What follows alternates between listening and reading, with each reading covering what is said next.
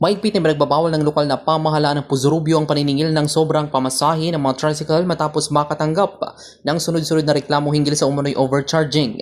Sa isang pahayag, inatasan ng lahat ng mga tricycle operators and drivers alinsunod sa Municipal Ordinance number 04-06-102024. Bigyang diin ng lokal na pamahalaan na hindi pinahihintulutan ang anumang uri ng paniningil na higit sa itinakdang pamasahe. Hinimok naman ng mga pasahero na agad i-report ang mga insidente ng overcharging.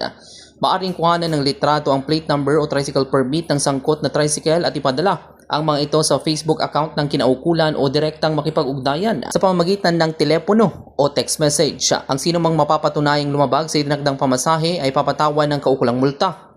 Maaari rin umanong kansilahin ang kanilang prangkisa at tricycle permit alinsunod sa umiiral ng mga patakaran at ordinansa. Dahil dito, nanawagan ng lokal na pamahalaan sa mga tricycle driver at operator na sundin ang itinakdang fare matrix upang maiwasan ang mga reklamo at matiyak ang patas at maayos na serbisyo sa mga commuters sa Puzurubyo.